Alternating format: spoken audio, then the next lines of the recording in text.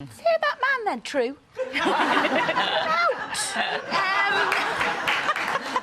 You let a man in. I don't know. Probably is true because they are more competitive. You know, men in sport, in everything, do have that competitive streak, especially if they're competing against other men.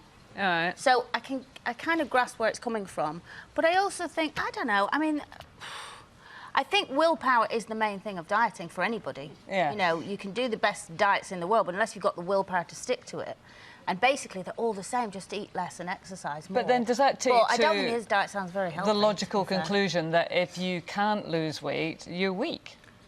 Yes, Kay, thank you. I wasn't saying that. No, but I lost 5 stone. It's just it found me again. Don't you think it's more about the emotion around it? I think women get very emotional about food. When we talk about comfort eating, it tends to be a sort of female connection.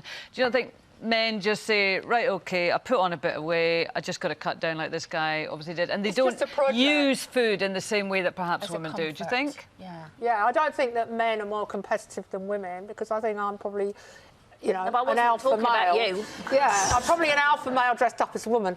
But I do think that about willpower, that dieting is all about willpower, and you've got to have an end goal. So what I'd like to know is, what was Charlie Faulkner's end goal? Because that, to exercise that amount of willpower, you must either be very vain and want to be a million times more attractive when you're thinner at the end, or what's the hidden agenda here? It's kind of fascinating. Well, don't you think a lot of guys at that age get to a stage that maybe they go into the doctor and the doctor says, if you don't lose some weight, mate, you're going to have a heart attack, and they worry about it, and then they say, right, OK, and then... But generally, men that have lost that amount of weight, like Nigel Lawson lost a huge amount of weight, and I thought he looked, at the end, rather wrinkly, like one of those Shar-Pei dogs, because obviously, you know, there was a lot of flesh with nowhere for it to go. I actually just think that men have more time to do it. You know, I think that we as women, we have so much to do, and it's like, you know, you want to concentrate on going to the gym and stuff like that.